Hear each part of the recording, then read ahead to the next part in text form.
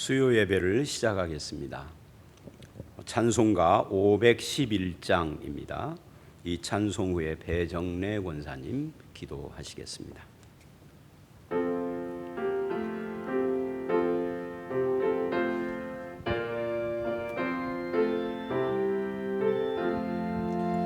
예수 말씀하시기를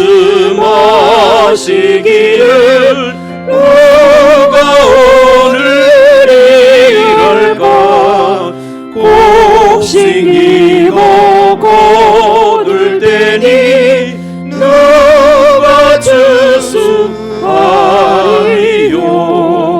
후한상을 주시려고 일할 사람 부르니 주의 직분 받으려고 대답하리 누구냐 멀리 가서 이방 사람 구원하지 못하나 내 집 근처 다니면서 건질 죄이 많도다 천사같이 말 못하고 바울같이 못하나 예수께서 구속함을 힘을 다해 전하세 죽을 사람 구하라고 예수 너를 부르니 힘이 없어 못한다고 핑계하지 말아라 주가 주신 직분 맡아 항상 기뻐 지키고 부르실 때 대답할 말 나를 보내 주소서. 살아계신 하나님 아버지, 복의 근원이 되셔서 우리도 복의 근원으로 살라고 하셨음에도 불구하고 욕심으로 인하여 나누어주고 베풀지 못한 삶을 산 것을 회개하오니 용서하여 주옵소서. 예수님과 연합되어 사는 생명의 신비를 잘 누리게 하시고 생명의 말씀을 먼저 살아내고 기쁨의 초청과 평안의 초청에 믿음으로 반응하는 우리 모든 성도님들이 되게 하시며 어떤 시련이나 환경도 넉넉히 이기게 도와주옵소서. 늘 깨어있기를 원하시는 하나님 아버지, 청지기요 파수꾼의 사명자로서 복음을 전하는 자로 살게 하옵소서. 코로나19로 모두가 힘들고 어려운 가운데 살아가고 있는 요즘 상황이 어려워지면 더 큰 복이 있는 것을 알고 지금 있는 곳에서 부활 생명으로 살게 하옵소서. 우리 모두는 한 가족임을 알게 하시고 사랑으로 품어 믿음으로 살게 하시고 오랫동안 만나서 함께 예배 드리지 못하는 것을 안타까워하는 우리를 불쌍히 여기시고 서로의 안부를 묻고 위로와 격려, 기도하는 모두가 되게 하옵소서. 지금 이 시간 진리의 말씀이 선포될 때에 내게 주시는 말씀으로 듣게 하시며 어떻게 살 것인지 결단하며 나아가는 귀한 시간이 되게 하여 주옵시기를 부활하신 예수님 이름으로 기도드립니다. 아멘.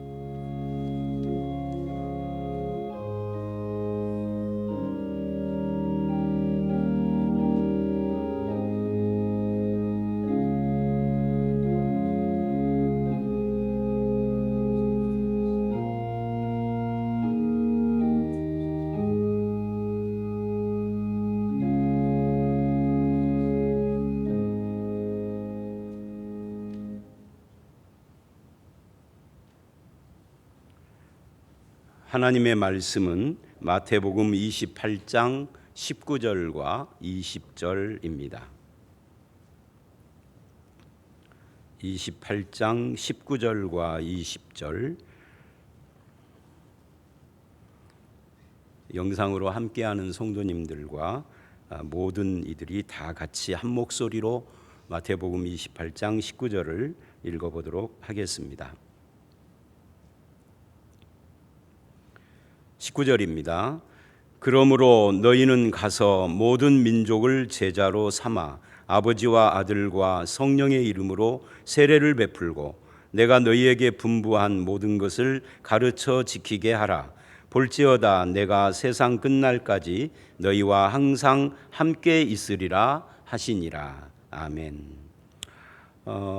지난주에 이어서 오늘 또 수요일 날 양육반 성경 공부를 설교로 하는 겁니다. 여러 가지 이유 때문에 그런다고 말씀을 들었죠.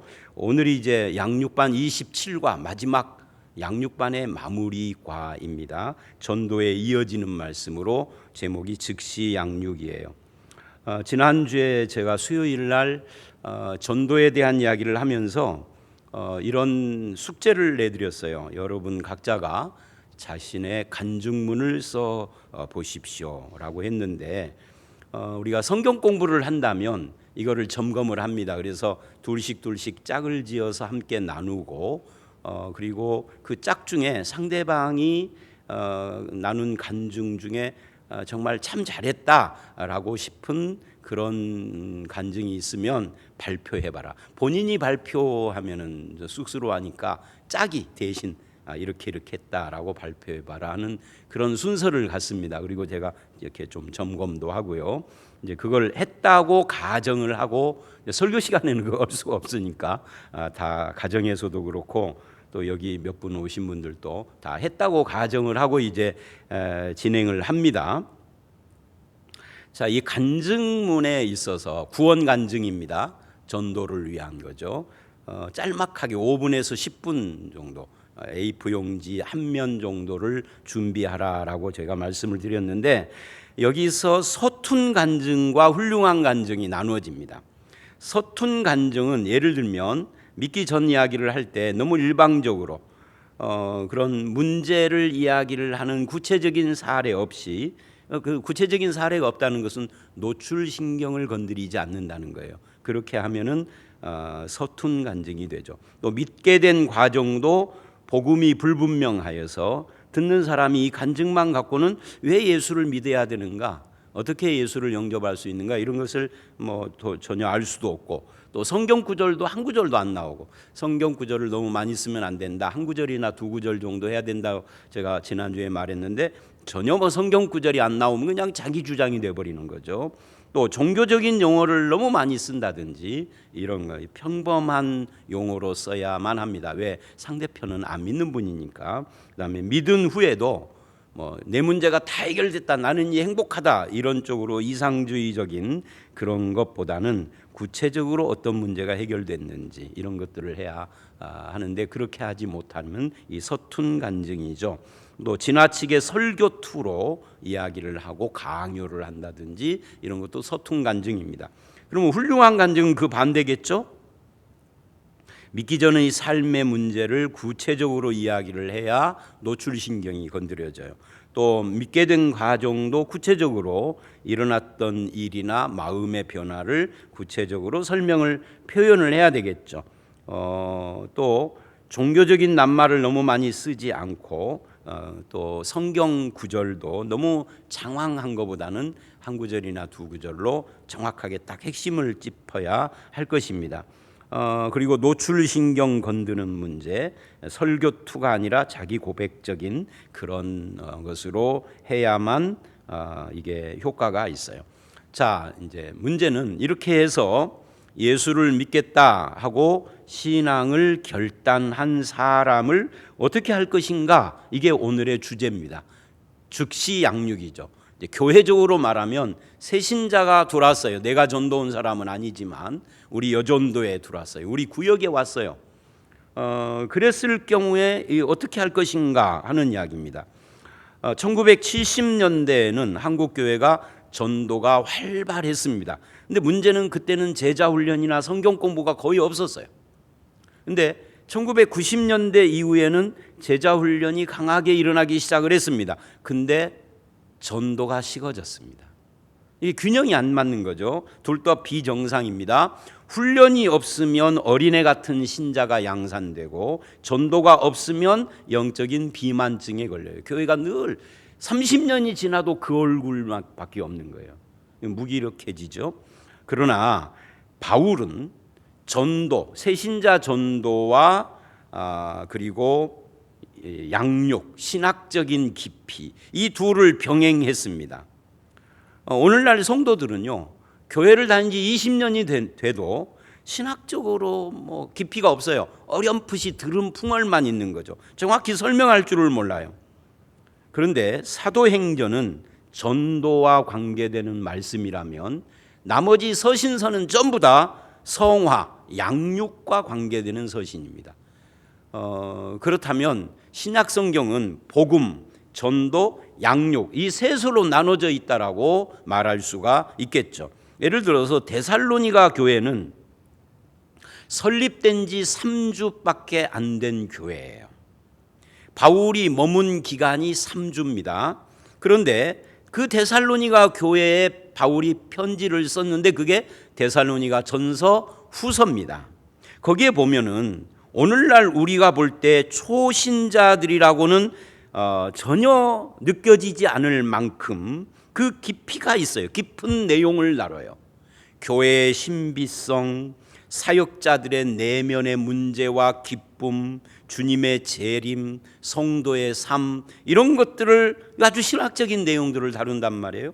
또 3년 반 동안 가르쳤던 에베소 교회, 생긴 지 3년 반 됐으면 아직 어린애 같은 교회죠. 그런데 그 에베소서를 보면은 지금 오늘날의 신학자들도 땀을 뻘뻘 흘리며 연구해야 할 주제들이 많이 나옵니다. 하나님의 선택, 예수 그리스도의 구속, 성령의 역할, 성령의 충만, 하나님의 경륜, 하나님의 나라, 그리스도인의 삶 이런 것들이 다 나와요. 에베소서 하나에. 심지어 초대교회의 집사들 빌립이나 스데반 같은 경우에는 전도만 한 것이 아니라 설교까지 했습니다. 근데 이 스데반의 설교는요 오늘날도 연구 대상일 정도로 깊어요. 그래서 제임스 패커라는 분이 이제 그 화면을 띄워 주십시오. 하나님의 주권과 전도라는 책에서 이런 말을 했어요. 복음은 좁게 이야기해서는 예수 그리스도의 십자가와 부활이지만 넓게 이야기할 때는 성경 전체이며 성경 전체가 캐리그마 선포적으로 사용됐을 때 그것은 복음 전도 메시지가 될 수 있다. 도덕적인 것도 캐리그마적인 것도 우리는 구분하지 말고 그것이 복음적으로 선포될 때 곧 그 내용은 사람들을 구원시키는 복음으로 역사할 수 있다. 이 무슨 말이냐면 우리는 전도가 하나님은 당신을 사랑합니다. 근데 당신은 죄를 지어서 그 사랑을 못 받습니다. 예수 영접하면은 사랑이 회복됩니다. 사형리식으로 간단하게 이야기를 하지만 지금 제임스 패커는 그런 것이 아니라 성경 전체가 복음 전도 메시지다 그 말이에요. 그러니까 전도는 한 사람이 예수를 믿고 교회를 출석하는 것이 전부 다가 아니라 성경 전체를 배워가는 것이기도 하고 그의 삶으로 그것이 열매 맺어가도록 도와주는 것이기 때문에 전도는 일회적인 것이 아니라 삶으로 계속 이어져야 한다 그런 이야기입니다. 영접하는 것으로 전도가 끝나지 않고 그것을 예수를 따르는 제자로 양육하게 해 나가야 한다는 이야기죠. 자, 이 부분에서 유명한 말씀이 오늘 우리가 읽은 마태복음 28장 19절로 20절입니다. 자, 본문은 아까 우리가 읽었으니까 그대로 펼쳐 놓으시고요. 그 도표를 하나 띄워드리도록 하겠습니다. 이 도표는 마태복음 28장 19절로 20절을 도표화한 거예요. 이 마태복음 28장 19절 이하에는 동사가 4개가 나옵니다. 가서라고 하는 것은 이 가서 세례를 베풀고 가르쳐 지키게 하라. 이거는 분사라고 해요. 이것은 일종의 수단을 말하는 겁니다. 그러니까 구원받기 전에는 우리가 가서 접촉을 해야 되겠죠. 그리고는 세례를 베풀고, 이 말은 영접하는 거잖아요. 믿는 거예요. 그리고 가르쳐 지키게 하라, 이 말은 구원받은 이후 어떻게 할 것인가 가르쳐 지키는 삶을 살게 하는. 근데 이 세 가지가 수단이 돼서 무엇을 이루느냐면 제자로 삼아, 이게 명령형 주동사예요. 이게 목적입니다. 그러니까 가는 것도 제자 삼기 위해서, 세례 베푸는 것도 제자 삼기 위하여서, 가르쳐 지키는 것도 제자 삼기 위하여 하는 것이다, 그 말. 그럼 제자라는 것은 뭐냐? 그 생애가, 온 생애가 예수 중심으로 이루어져서 예수님을 닮고 따라가는 거예요. 그러니까 이 제자의 삶을 살도록 교육하고 훈련하는 것까지가 전도로부터 계속 이어져 가야 하는 거죠. 이게 없으면 그게 어린아이 신앙이 되어버립니다.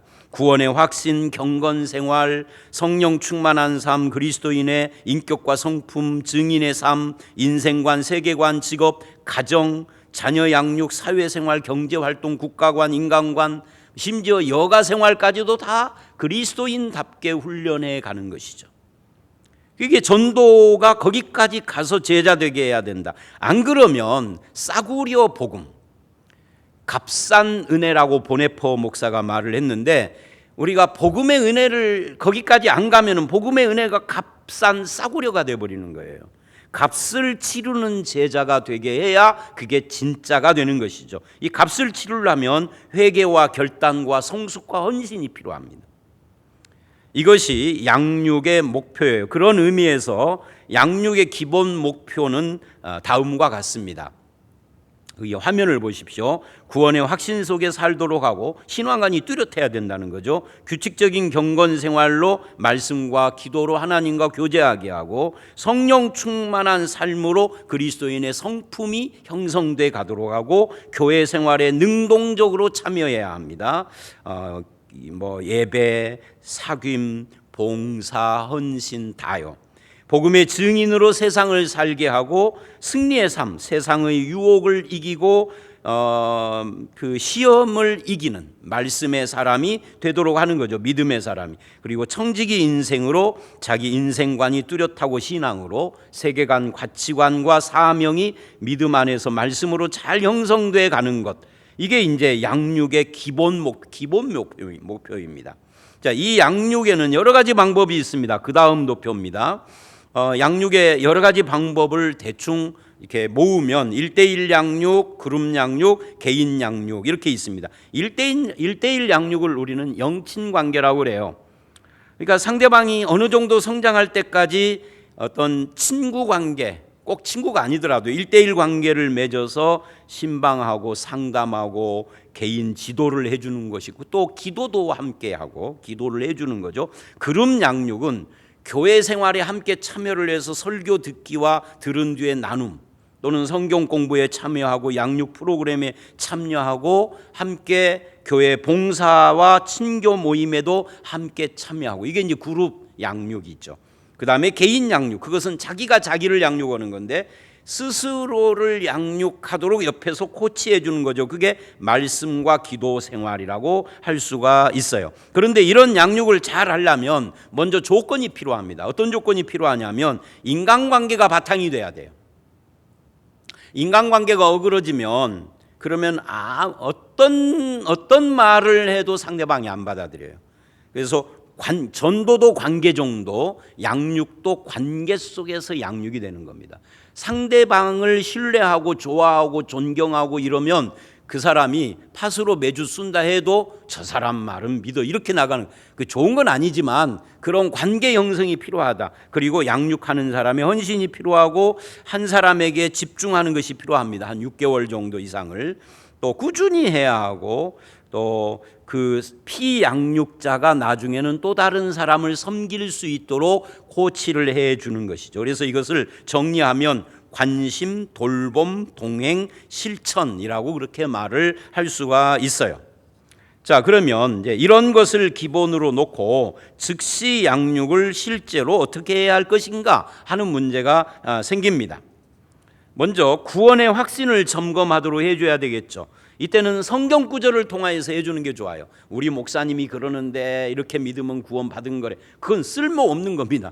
목사님이 무슨 말을 해도 성경이 뭐라고 하느냐가 중요해요. 성경 구절 뭘 가지고 올 것인가는 조금 있다가 이야기를 할 거예요. 그렇게 함으로써 삶의 방향을 잃고 문제 앞에서 불안해하고 혼란스러워하는 그런 또는 깨어진 인간관계 속에서 힘들어하는 사람들이 일어나도록 도와주는 거죠. 그 다음에 두 번째는 믿음의 대가를 알려주어야 합니다. 예수를 따르는 순간 결단하고, 그 믿음이라는 것은 결단 다음에 그 이상의 헌신을 요구하는 거예요. 그러면 그리스도를 따르는 사람에게 뭐가 요구되느냐? 첫째, 하나님과 교제가 요구가 됩니다. 예배, 기도, 말씀 읽기와 묵상, 이건 그냥 기본적으로 요구되는 거예요. 이런 것을 하나도 안 하고 양육되어질 수는 없는 거예요. 그 다음에 상하고 통회하는 마음을 요구하는 겁니다. 이 말은 다른 말로 하면 지금까지 살던 길에서 돌아서도록, 우리는 이것을 회개라고 말을 하죠. 그걸 요구를 해야 합니다. 그 다음에 순종을 요구해야 합니다. 하나님의 주권, 주님의 예수 그리스도의 주권에 순종하고 그분의 인도를 기꺼이 받아들이도록, 그리고 그분을 경외하도록 요구를 해야 합니다. 그래서 첫 번째는 추구, 두 번째는 상하고 통회하는 마음, 세 번째는 순종, 네 번째는 헌신입니다. 그리스도께 삶을 헌신하는 사람은 자기의 욕망을 내려놔야 하죠. 자기 욕심을 내려놓고 헌신을 해야 합니다. 수요일 날도 가야 해, 이렇게 하면 안 되는 거죠. 예배에 참여하기 위하여서 시간을 드릴 줄 아는 헌신이 필요하죠. 그 다음에 고백이 필요합니다. 믿음을, 이 고백은 예수를 영접할 때의 고백이 아니라 예수를 믿은 후에 자기가 믿음의 사람이 됐다는 것을 숨기지 않는, 그렇다고 동네방네 떠들고 다니라는 이야기가 아니라 숨은 그리스도인이 되지 않도록, 자연스럽게 드러나는 것에 대해서 두려워하지 않도록, 자기 믿음을 드러내면 뭐가 중요하냐면, 믿음의 숨은 사람은 세상을 따라가기가 쉬워요. 그런데 믿음을 드러내는 사람은 사물을 새로운 관점으로 바라보고 생각과 계획의 질서가 잡혀요. 내가 그리스도인이라는 것이 드러나는 순간 어떻게 생각하고 어떻게 행동할 것인가가 그게 딱 질서가 잡히는 거죠. 근데 숨어 있으면 늘 갈팡질팡하는 겁니다. 예수 믿는 자답게 살아야 될 것과 세상을, 이게 갈팡질팡할 수밖에 없는 거예요. 그래서 이런 것들을 알려주고 따라오도록 이끌어 가야 되겠죠. 물론 첫 술에 이건 막 폭포수처럼 이런 것들이 필요하다고 하면 안 돼요. 차근차근 하라는 이야기지, 첫날 만나서 이런 것들이 필요하다고 하면 그냥 넘어져 버리죠. 아이고 난 못 믿겠다 이러는 거죠. 이게 이제 차근차근, 그래서 제가 관계가 중요하다고 그랬잖아요. 관계 속에서 하나씩 스며들게 그냥 막 팍 안겨주는 것이 아니라 젖어들게 하는 것이 중요해요. 자, 그러면 이제 마지막이라고 해서 설교가 다 끝난 게 아니에요. 지금부터가 길어요. 마지막이 뭐냐면, 무엇으로, 성경 구절 무엇으로 저들을 도와줄 것인가. 근데 이거를 우리는 이미 몇 달 전에 배웠어요. 올해를 처음 시작할 때, 양육반 시작할 때, 그게 뭐냐면, 양육반 처음 시작할 때 우리는 암송을 시작을 했습니다. 그 암송 구절 설명도 제가 다 했습니다. 바로 그 암송하고 설명 듣고 예화까지 다 외운 그거 가지고 오면 됩니다. 그 예화를 똑같이 안 쓰더라도 여러분에게 맞춰서 바꿔서 써도 상관없어요. 자, 그래서 하나하나 좀 살펴보도록 하겠습니다. 크게 둘로 나눠져요. 어떻게 나눠지냐면, 첫 번째는 새로운 삶, 두 번째는 첫 번째는 구원받은 자의 삶, 그리고 두 번째가 새로운 삶, 이렇게 바꿔지죠. 자, 그래서 이제 구원받은 자의 삶에 대한 이야기를 한번 좀 보도록 하겠습니다.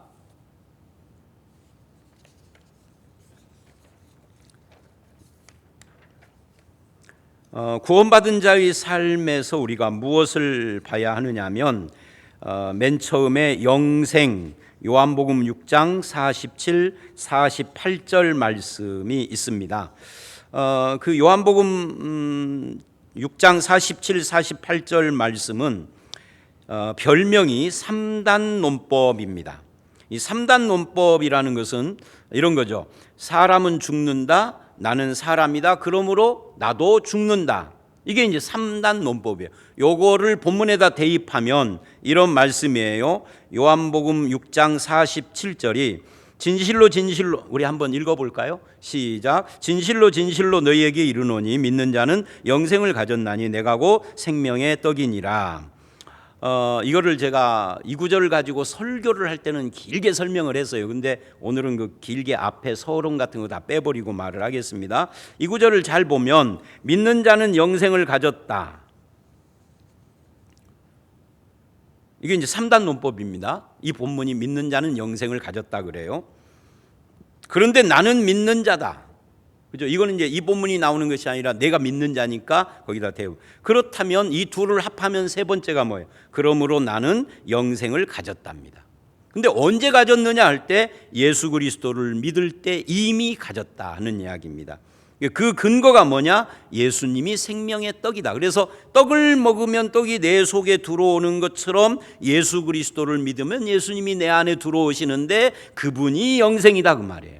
그래서 이게 3단 논법입니다. 자, 이 구절을 가지고 예수를 처음 믿는 사람을 만나서 차를 먹으면서, 아니면 꼭 차가 아니어도 상관은 없지만 차를 먹으면서 자연스럽게 여러 가지 대화를 하는 중에 이 구절을 설명을 하면 되는 겁니다. 그래서 이렇게 해서 믿는 사람은 영생이 이미 그 안에 있다 하는 것을 가르쳐 주는 거죠. 또 두 번째 구절은 요한복음 10장 28, 29절 말씀이에요. 한번 읽어보도록 할까요? 요한복음 10장 시작. 내가 그들에게 영생을 주노니 영원히 멸망하지 아니할 것이요 또 그들을 내 손에서 빼앗을 자가 없느니라. 그들을 주신 내 아버지는 만물보다 크심에 아무도 아버지 손에서 빼앗을 수 없느니라.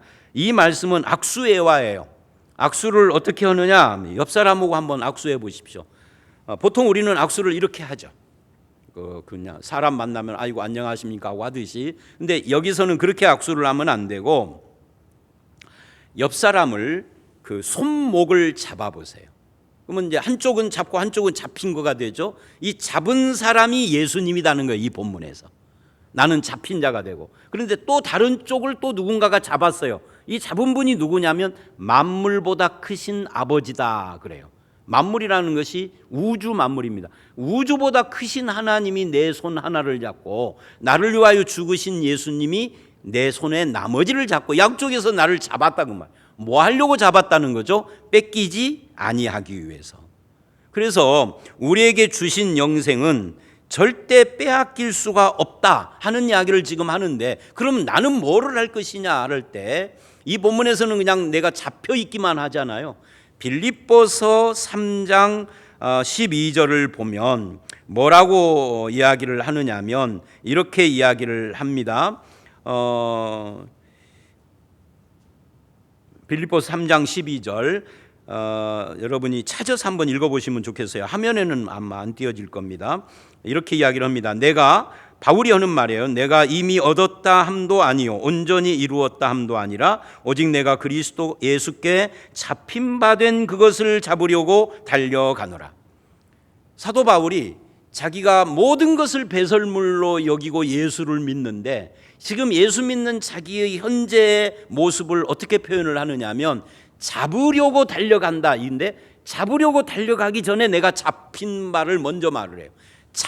그냥 허공에다 대고 아무 것이든지 걸려들으라고 잡는 것이 아니라 잡힌 바 된 그것을 잡으려고 달려가는 것이 이게 신앙생활이다라고 지금 바울이 말한다고요.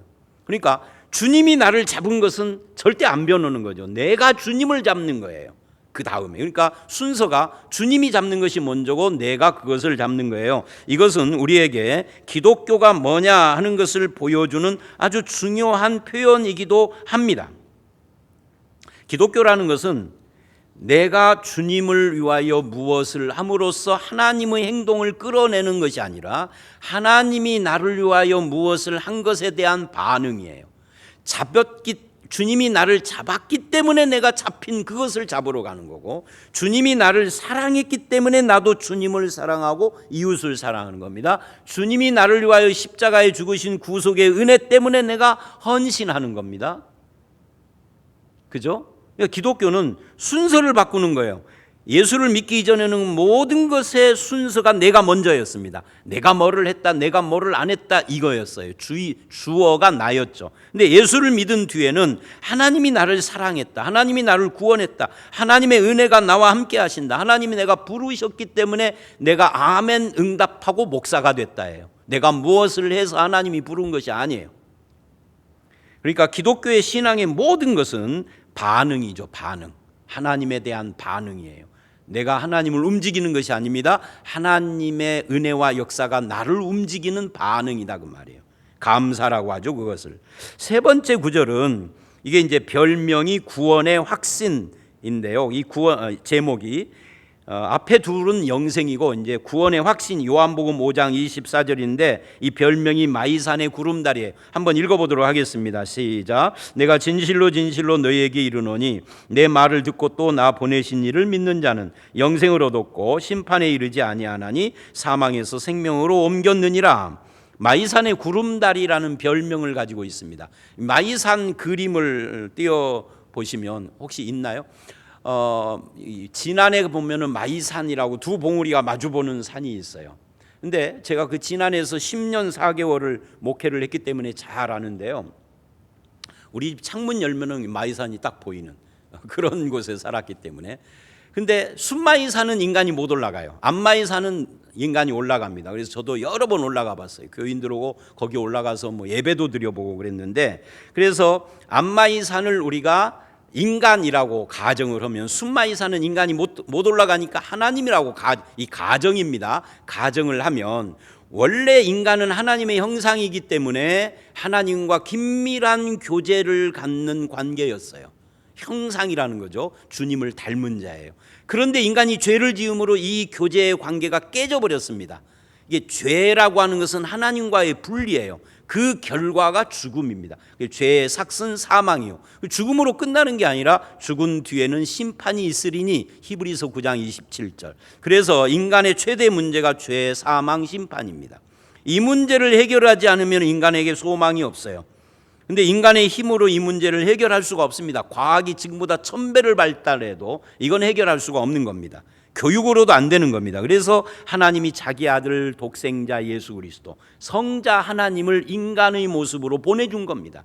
마치 순마이산과 앞마이산 사이에 구름다리를 놓은 것처럼 실제로 놓아지지는 않았어요. 제가 지난 살 때 이 두 산 사이에 구름다리를 놓자는 의견들, 주민들 의견들이 많았고 케이블카를 놓자 뭐 이런 사람들도 있었는데 환경단체 반대 때문에 항상 안 됐어요. 지금도 안 돼 있는 상태입니다만은 구름다리를 놨다고 가정을 하면 이 구름다리는 그야말로 하나님과 우리 사이가 죄로 분리가 된 것을 이어주는 다리죠. 브릿지라고 그래요. 이걸 보고 다리라는 거죠. 그래서 요한복음 5장 24절은 예수 그리스도를 믿는 사람은 영생을 얻었고 심판에 이르지 않고 사망의 생명으로 옮겼다. 말하자면 죄인이 영생을 얻은 자가 됐고 사망에서 생명으로 사망에 속한 자가 생명에 속한 자로 바뀌었고 심판을 받지 않는 것이 결정됐다 이렇게 말을 하는데 이 세 가지는 전부 다 현재형입니다. 과거 완료 분사형이에요. 이미 2000년 전에 끝났고 그것을 우리가 받아들여서 내 것으로 지금 누린다 그런 말이에요. 이게 은혜죠. 하나님의 구원의 은혜. 그 다음에 네 번째 구절은 요한일서 5장 11절로 13절입니다. 이것도 구원의 확신이에요. 우리 한번 읽어봅니다. 요한일서 5장 시작. 또 증거는 이것이니 하나님이 우리에게 영생을 주신 것과 이 생명이 그의 아들 안에 있는 그것이니라. 아들이 있는 자에게는 생명이 있고 하나님의 아들이 없는 자에게는 생명이 없느니라. 내가 하나님의 아들의 이름을 믿는 너희에게 이것을 쓴 것은 너희로 하여금 너희에게 영생이 있음을 알게 하려 함이라. 이것은 성경책 속의 연필입니다. 성경책을 제가 선물로 받았어요. 집에 가서 보니까 그 안에 연필도 있더라고요. 전화를 했어요. 성경책 선물 준 사람한테 이 성경책 선물 고마운데 여기 만년필도 있네요. 그랬더니 그분이 그것도 함께 드린 겁니다 그래요. 성경책 속에 연필이 있듯이 영생이란 무엇이냐는 거예요.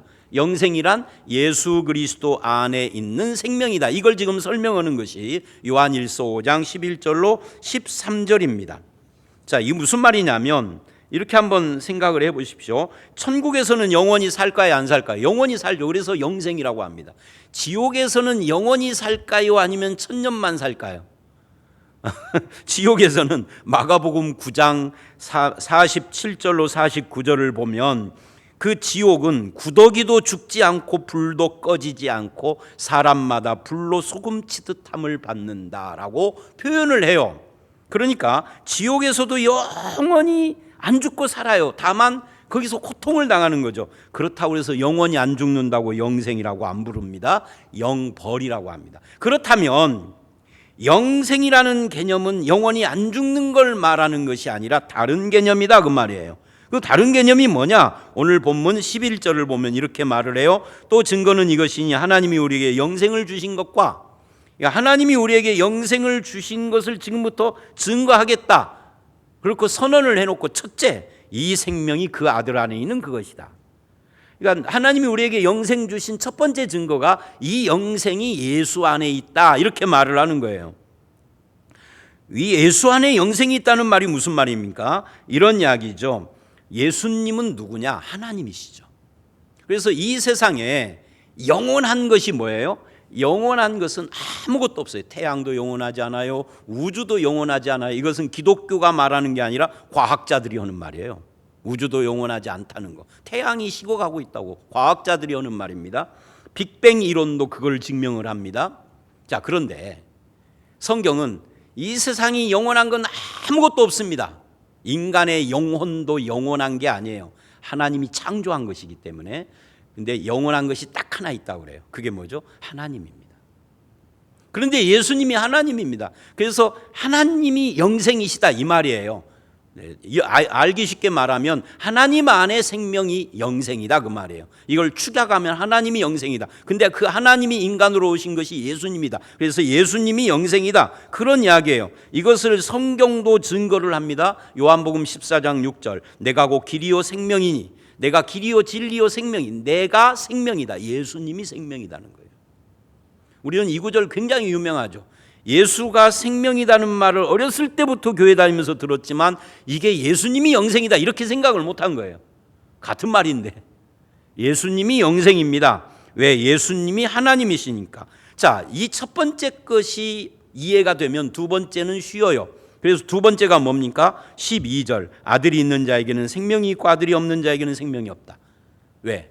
아들이 있는 자, 아들이 영생이니까. 그 아들이 내 안에 있으면 내게도 생명이 있고, 아들이 없으면 생명이 없다.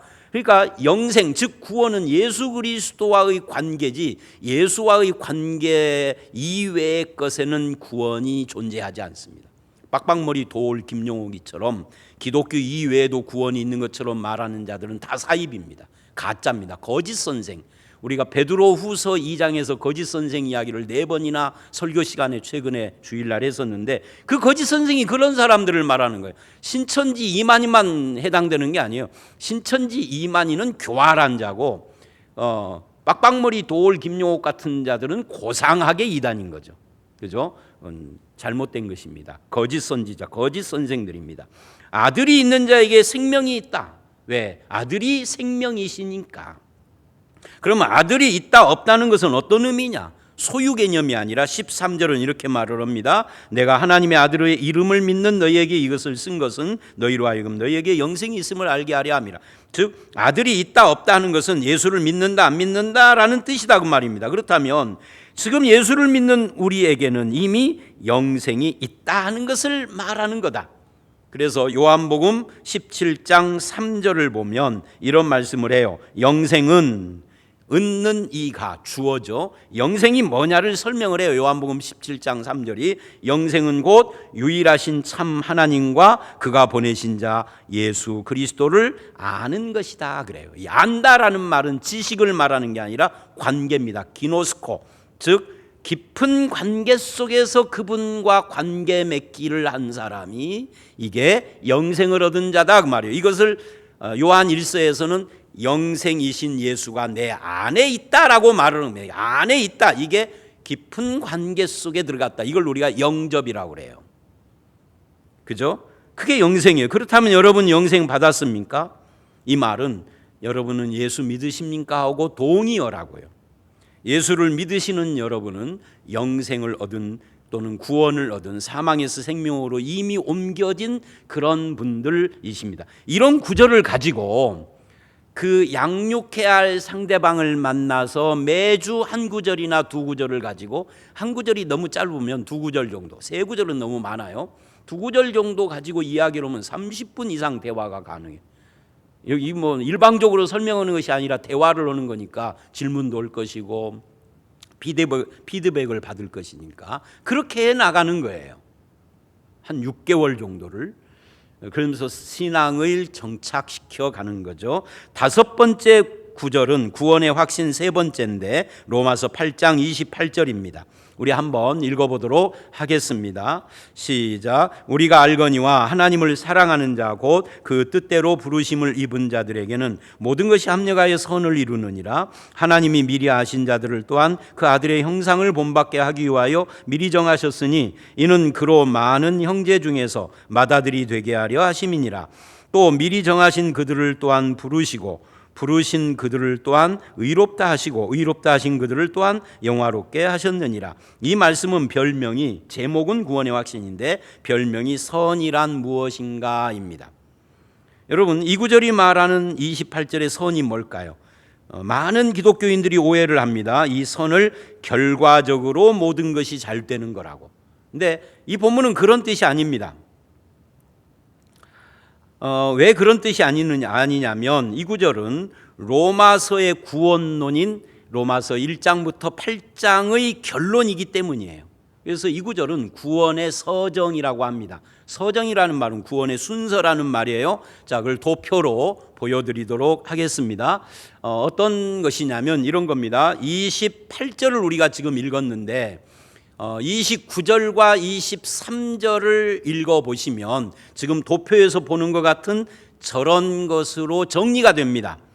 28절, 29절을 보면 하나님의 계획, 28절에 하나님을 우리가 알거니와 하나님을 사랑하는 자 곧 그 뜻대로 부름 받은 자들이라고 하는데, 그 뜻대로 부름이라고 할 때는 뜻이 계획이라, 하나님의 계획 속에 나를 불렀다면 구원으로. 그래서 그 계획의 첫 번째가 뭐냐? 29절 미리 아심이에요.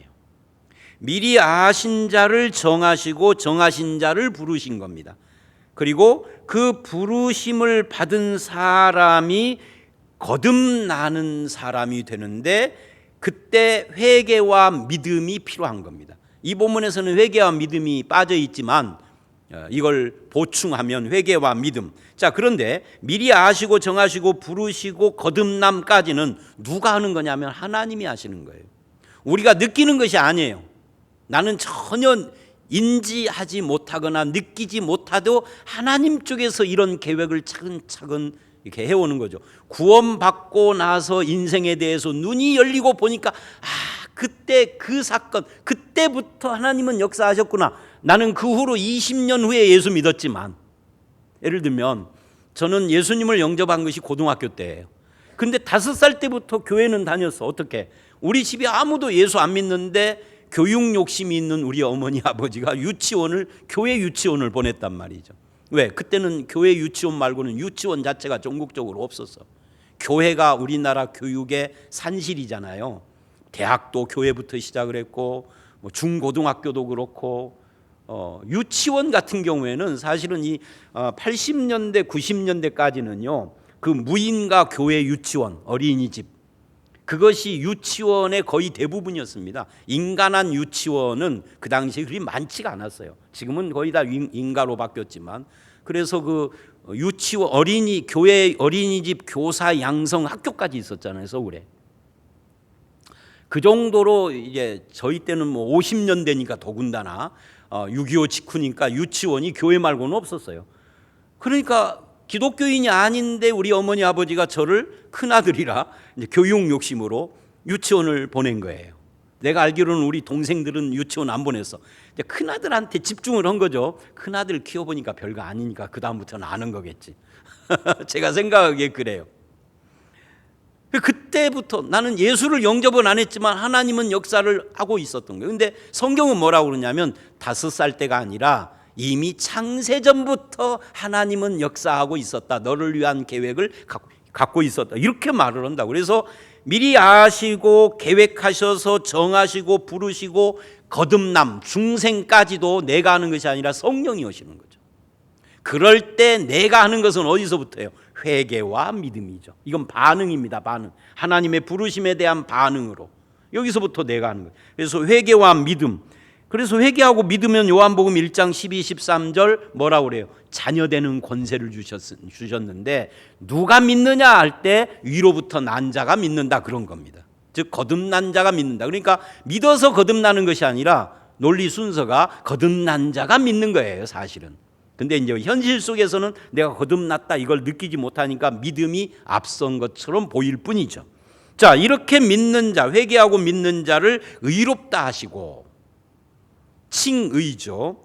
그리고 그렇게 칭의를 얻고 자녀가 된 사람을 양자됐다 그래요.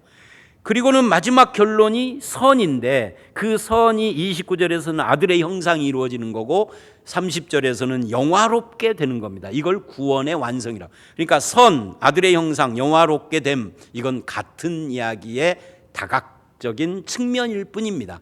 합해서 구원의 완성입니다. 이 구원의 완성이 이루어지기까지 자녀가 된 사람의 모든 인생의 모든 것이 합력하여 그 선, 구원을 완성해 간다. 이게 28절이에요. 자, 그렇다면 모든 것이 합력하여라고 할 때는 무엇을 말하느냐? 생로병사 희노애락, 인생의 모든 것 단 하나도 빠짐없이 내 인생의 모든 것이 나를 선을 이루게 한다. 즉 출세에서 성공하게 한다가 아니라 구원을 완성시켜 간다. 그 말이에요. 그죠? 이런 관점에서 보면 기독교인의 인생은 실패가 있을 수가 없죠. 기독교인의 인생은 무조건 성공인 겁니다. 뭐에? 구원의 완성. 세상이 보기에는 어쩔지 몰라도 하나님이 보시기에는 믿는 사람의 인생의 실패는 없는 것이다. 그래서 구원을 완성한다. 이거예요. 그래서 선이란 무엇인가? 구원의 완성입니다. 어떻게 이루는가? 내 인생의 모든 것이 합력해서 그걸 이룹니다. 이렇게 말을 해야 돼요. 이쯤 되면은 한 3주나 4주째쯤 만나겠죠, 상대방을. 이제 인생론이 펼쳐진 겁니다. 우리 믿는 자는 자기 인생을 어떻게 바라봐야 될 것인가에 대해서. 근데 6번째 구절, 7번째 구절은 사죄의 확신입니다. 요한일서 1장 9절 읽어봅니다. 시작. 만일 우리가 우리 죄를 자백하면 그는 미쁘시고 의로우사 우리 죄를 사하시며 우리를 모든 불의에서 깨끗하게 하실 것이요. 이거는 구원파 반대 구절이에요. 구원파라는 이단은 유병언파, 권신찬파, 또 박옥수파, 이요한파 이렇게 셋으로 나눠져 있어요. 유병언과 권신찬은 장인 사위 관계입니다. 원래는 유병언, 권신찬파 하나만 있었죠. 그러다가 80년대 5대양 사건으로 집단 자살 사건 이후에 갈라져서 박옥수파, 이요한파가 나온 겁니다. 그리고 최근에는 세월호 사건에 이 권신찬파, 이 유병언이가 개입돼 있었던 거죠. 근데 이 세 파는 합해서 다 구원파라고 그러는데 이 구원파의 특징은 구원받았습니까? 영생받았습니까? 이런 것을 사람들에게 자꾸 묻기 때문에 구원파라고 닉네임이 붙인 겁니다. 근데 이들은 두 가지를 강조를 합니다. 거듭남과 죄사함의 비밀입니다.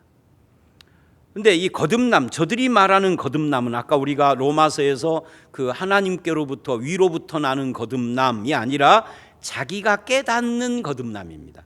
내가 거듭났다라는 걸 깨달아야 그게 거듭남이라고 그러는 거예요. 아니, 성경이 그런다는 것이 아니라 구원파가 그렇게 주장한다 그 말이에요. 예를 들면 요한복음 3장의 니고데모에게 거듭남 이야기 한 거잖아요. 근데 그 니고데모와의 대화에서 거듭남 이야기는 3장 16절에 하나님이 세상을 이처럼 사랑하사 독생자를 주셨으니 누구든지 그를 믿는 자는 멸망치 않고 영생을 얻는다는 그걸로 결론이 나는 거예요. 그러니까 예수 믿는 사람은 다 거듭난 사람입니다. 근데 구원파는 자꾸만 그것을 네가 언제 어디서 무슨 말씀으로 거듭났는지를 알아야 거듭남이라고 하는 인식의 그 거듭남, 그죠? 자기 깨달음의 구원을 이야기를 합니다. 비성경적인 거죠. 그래서 제가 이걸 이렇게 설명을 해요. 5살짜리는 분명히 태어난 생명인데 자기가 태어난 걸 알까 모를까? 모르죠. 5살짜리가 어떻게 알겠어요? 더 내려가 볼까요? 우리 손녀는 2살입니다. 태어난 지 이제 11개월이 됐는데 나이는 2살이에요. 근데 2살인데 가는 자기가 살아있는 생명체인 걸 아나요? 모르나요? 모르죠. 말도 못하는데 어떻게 알아요? 그러면 가는 태어난 것이 아닌가요? 그렇게 말하면 이상한 거죠. 내가 인식을 못해도 태어난 것은 분명한 겁니다. 인식해야 태어났다라고 말하는 이 구원파는 잘못된 겁니다. 사실과 인식의 차이입니다. 이걸 인간 중심으로 구원을 말하니까 이렇게 되는 거예요. 하나님 중심으로 하지 않고. 그 다음에 거듭남과 죄사함의 비밀을 때 이 죄사함은 이들은 한 번 죄를 고백하고 회개를 하고 사함을 받으면 다시는 회개할 필요가 없다라고 하는 그런 가르침을 합니다. 그러니까 세월호 사건에서 본 것처럼 뻔뻔한 거죠. 신천지도 얼마나 뻔뻔해요. 거짓말투성이잖아요. 이단들이 다 비슷한데 구원파도 그렇게 뻔뻔한 이유가 이게 한 번 회개를 하면 다시는 회개할 필요가 없이 이미 죄사함이 끝나버렸기 때문에, 그러니까 이제 양심이 해방돼 버리니까, 그러니까 이제 비윤리적인 행위를 해도 아무렇지도 않은 거예요. 그렇게 돼버리는 건데 성경 요한 1서 1장 9절은 그걸 거부하는 겁니다.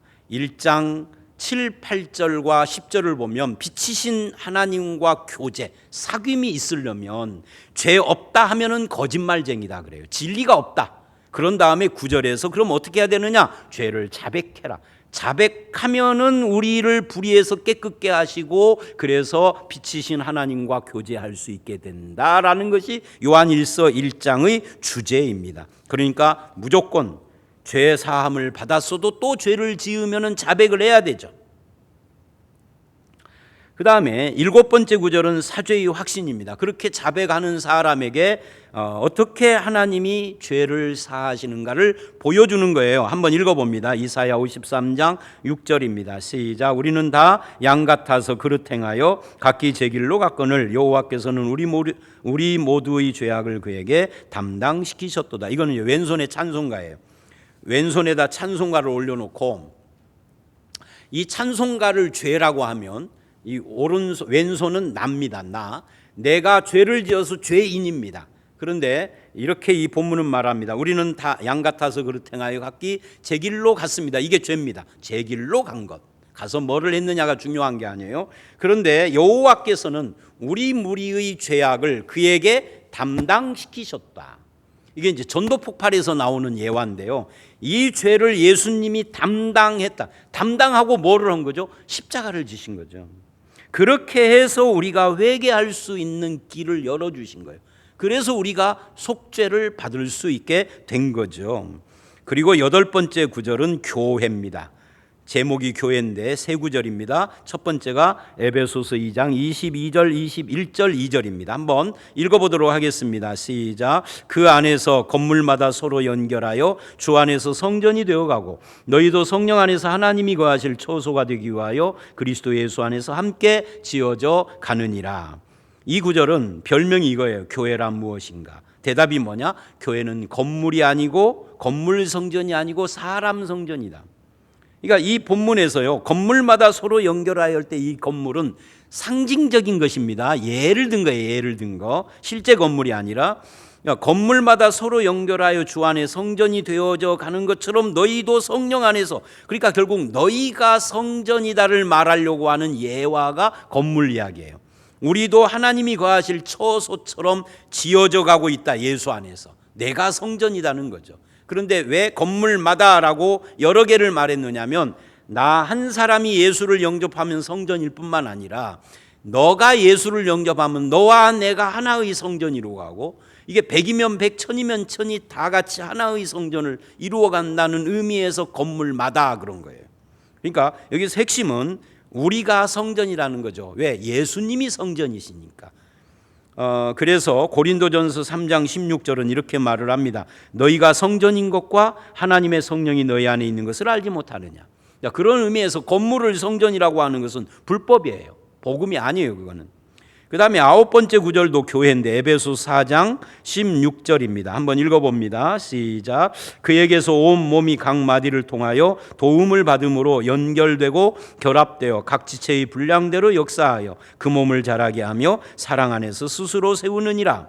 이 구절의 별명은, 앞에 구절은 교회란 무엇인가, 여기는 교회의 특징이 무엇인가입니다. 별명이. 그 대답은 교회는 조직과 계급이 아니고 몸의 공동체다. 교회는 수많은 조직이 있죠. 그러나 그 조직은 필요에 의한 겁니다. 건물이 있죠. 건물도 필요에 의한 겁니다. 실제 성전은 성도라면 건물은 필요에 의해서, 100명이 모이면 100명만큼의 필요에 의한 건물이 필요한 거고, 1000명이 모이면 1000명만큼의 필요에 의한 건물이 있으면 되는 거죠. 이게 조직도 마찬가지예요. 공동회, 당회, 재직회, 남녀구역, 전도회, 구역 모임, 주일학교, 찬양, 각종 위원회 다 필요에 의해서. 교회가 작으면은 이렇게 많이 있을 필요가 없죠. 작은 교회는 남녀 전도회도 남전도회, 여전도회 2개만 있으면 돼요. 조금 규모가 있으면 1, 2, 3, 4 남전도회, 여전도회도 뭐 1, 2, 3, 4. 우리 교회도 옛날에 규모가 작을 때는 3남전도회까지밖에 없었어요. 그러니까 한 10년쯤 지나고 남자분들이 그러더라고요. 우리는 전도회가 맨날 바뀐대. 1년에 한 번씩 바뀌니까. 왜? 남전도회가 3이었는데 그 다음에 5개가 되고 그 다음에 7개가 되고 10개가, 그러니까 계속 바뀌는 거예요. 계속 1남전도였던 사람이 그 다음에 2남전도가 되고 몇 년 지나고 보니까 4남전도회야. 교회 규모에 따라서 조직이라는 것은 얼마든지 바꿀 수 있어요. 이건 뭐냐면 이 조직은 본질이 아니다 그 말이에요. 더군다나 교회의 직분은 계급이 아닙니다. 계급 승진하는 것이 아닙니다. 중요한 것은 우리가 다 한 몸의 지체라는 겁니다. 그래서 각 마디를 통하여서 온 몸이 도움을 입는다라고 말을 해요. 각 지체의 분량대로 역사한다. 지체라는 게 뭐예요?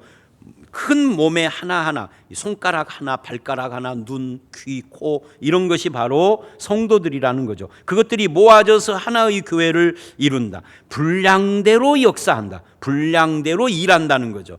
그래서 목표는 뭐예요? 그리스도의 몸 전체를 세워가는 것이다. 그래서 교회는 몸의 공동체, 형제 자매의 공동체인 겁니다. 목사, 장로, 권사 이런 것들은 다 뭐예요? 이런 몸을 잘 세워가기 위하여 필요에 의한 거죠. 필요에 의한 거예요. 그래서 교회는 조직과 계급을 강조하면 안 되고 몸의 공동체성을 강조해야 합니다. 자, 10번째 구절은 그것도 교회인데 제목이 베드로전서 2장 9절입니다. 한번 읽어봅니다. 시작. 그러나 너희는 택하신 족속이요 왕같은 제사장들이요 거룩한 나라요 그의 소유가 된 백성이니 이는 너희를 어두운 데서 불러내어 그의 기이한 빛에 들어가게 하신 이에 아름다운 덕을 선포하게 하려 하심이라. 이 구절은 별명이 성도의 신분과 사명입니다. 이 구절은 종교개혁의 구절이기도 해요. 루터 칼빈 같은 사람들이 종교개혁을 했을 때 천주교의 사제주의가 엄청났습니다. 횡포가 말이죠. 그래서 성경으로 돌아가자라는 모토를 가지고 오직 성경, 오직 은혜, 오직 믿음, 오직 그리스도께 영광, 만인 제사장, 이것들을 외쳤던 거예요. 그 만인 제사장이 이 본문에서 나온 겁니다. 그래서 누가 제사장이냐? 교황이 아니고 신부가 아니고 목사가 아니고 성도들이 왕 같은 제사장이다. 원문에는 왕 같은이 아니라 왕의 제사장이에요. 하나님이신 왕이신 하나님의 제사장이 누구냐? 목사가 아니라 성도다. 그럼 목사도 성도죠. 그러니까 이 목사만 제사장이라고 하는 사람이 혹시 있다면 그 사람은 종교개혁 이전 천주교로 돌아간 거예요. 그건 복음적이지 않습니다. 자, 우리 모든 성도들이 제사장인데 이 제사장들에게 사명이 주어졌습니다. 이 본문을 보면 이는 그래요. 이는 너희를 어두운 데서 불러내어 하나님의 아름다운 덕을 선전하게 하려 합니다. 그러니까 제사장인 성도가 신분의 고귀함을 인식하고 그에 따르는 덕, 하나님의 덕을 드러내는 삶을 살아야 올바르다 그 말이에요. 그 말이 덕스럽고 얼굴과 표정이 덕스럽고 사는 모습과 행동이 덕스러워야 되겠죠. 하나님의 영광을 드러내는, 이게 제사장이라는 거예요. 그리고 이제 이 양육반 그 구원 문제의 마지막 구절이 11번째 구절, 승리의 확신입니다. 고린도전서 10장 13절 한번 읽어봅니다. 시작. 사람이 감당할 시험 밖에는 너희에게 당한 것이 없나니 오직 하나님은 미쁘사 너희가 감당치 못할 시험 당함을 허락지 아니하시고 시험 당할 즈음에 또한 피할 길을 내사 너희로 능히 감당하게 하시느니라. 이 구절은 별명이 시험에 관한 4가지 진실입니다. 4가지 진실은 이런 거예요. 첫째, 시험 없는 사람은 없다.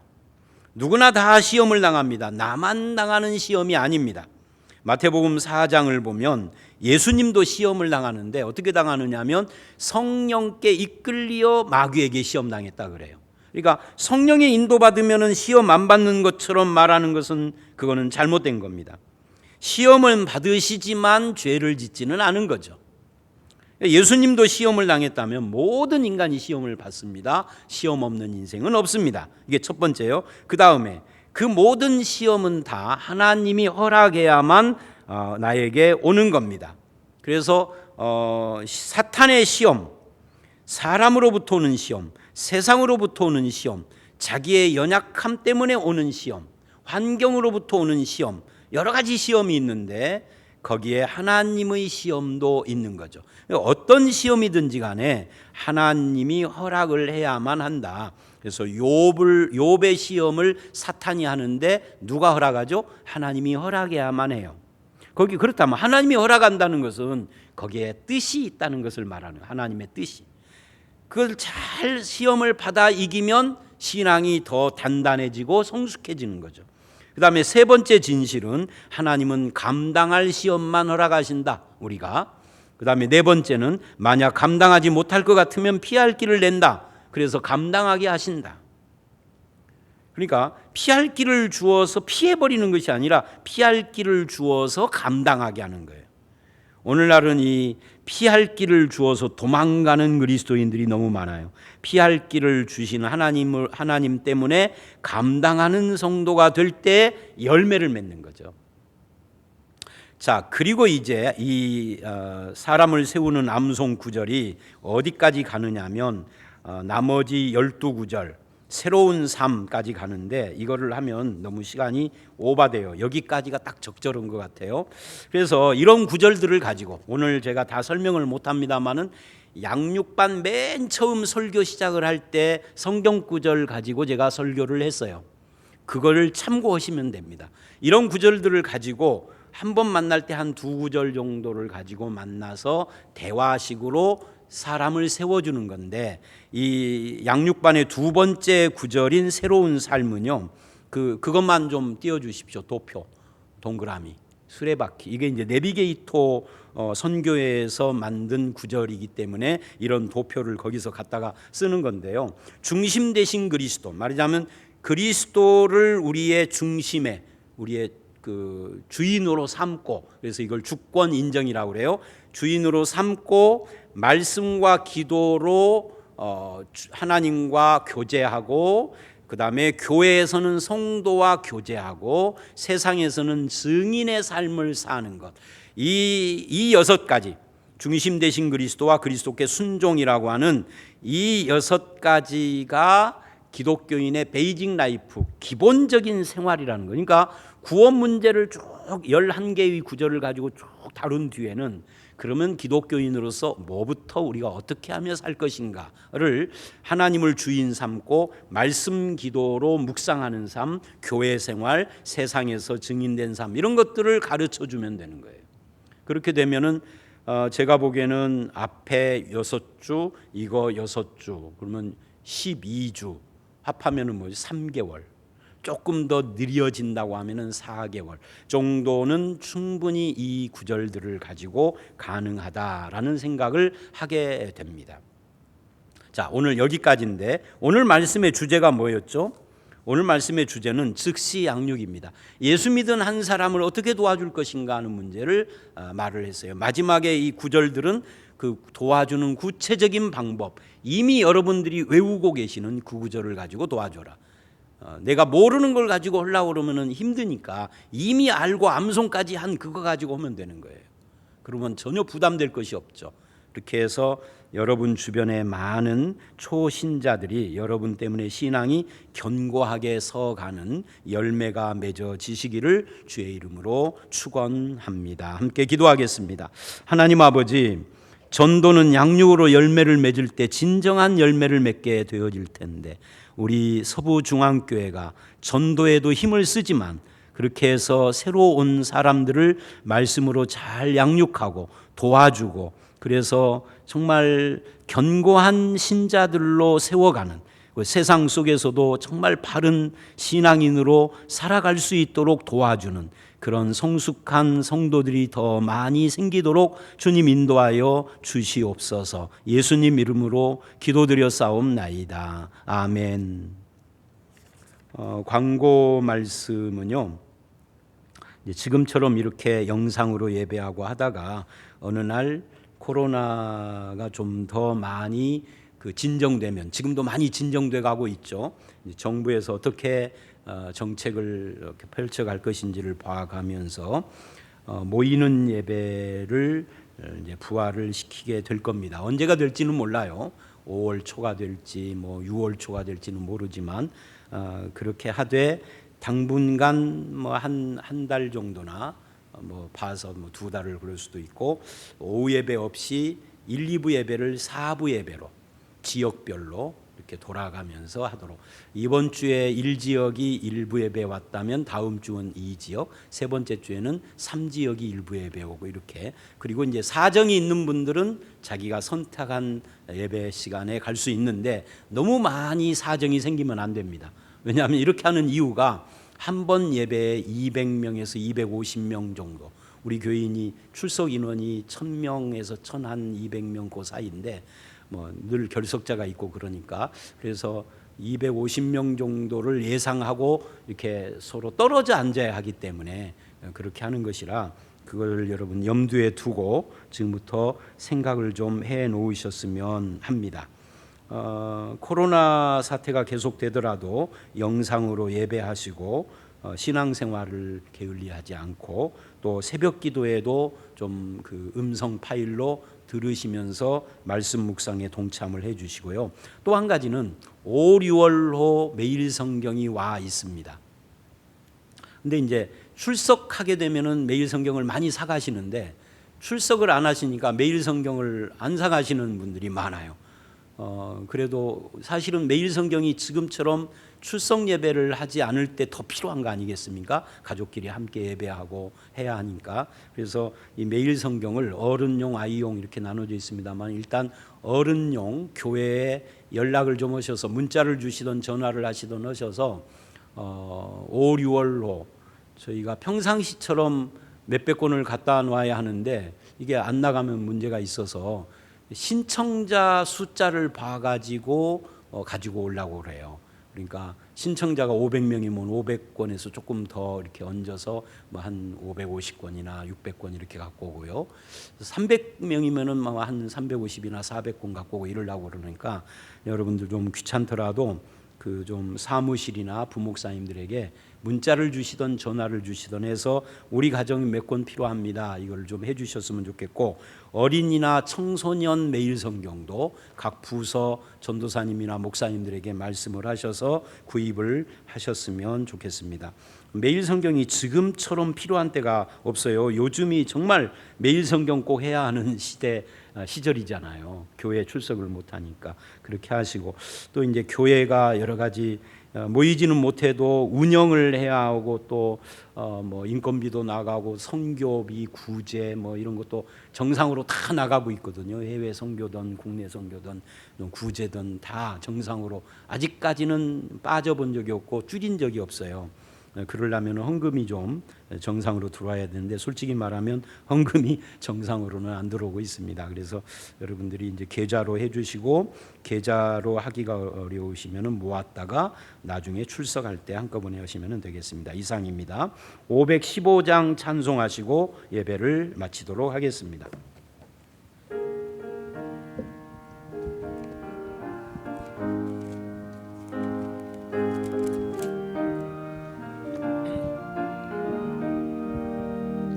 눈을 들어 하늘 이로운 세상 중에 곳곳마다 상한 영의 탄식 소리 들려온다. 빛을 잃은 많은 사람 길을 잃고 헤매이며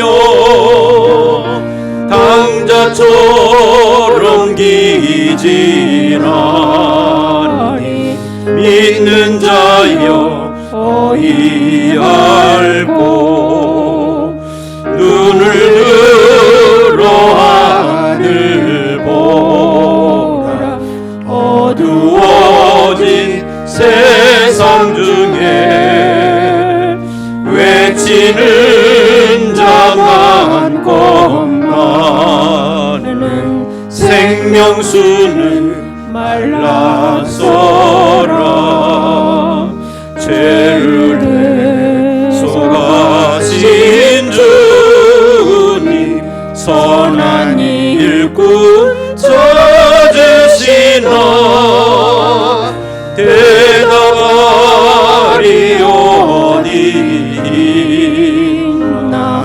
믿는 자여 어이 알고 눈을 들어 하늘 보라. 살아계신 주 하나님 약한 자를 부르시려 하늘 뜻을 전하셨다.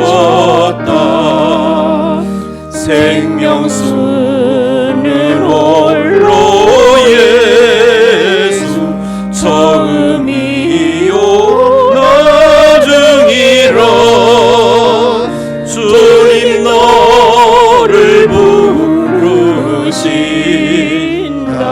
믿는 자여 어이 알고 눈을 들어 하늘 보라. 다시 사신 그리스도 만 백성을 사랑하사 오래 참고 기다리소. 인내하신 우리 구주 의의 심판하시는 날 못 가까이 많은데 믿는 자여 어이 알고. 하늘에 계신 우리 아버지여, 이름이 거룩히 여김을 받으시오며 나라가 임하옵시며 뜻이 하늘에서 이루는 것 같이 땅에서도 이루어지이다. 오늘날 우리에게 일용할 양식을 주옵시고 우리가 우리에게 죄 지은 자를 사하여 준 것 같이 우리 죄를 사하여 주옵시고 우리를 시험에 들게 하지 마옵시며 다만 악에서 구하옵소서. 대개의 나라와 권세와 영광이 아버지께 영원히 있사옵나이다. 아멘.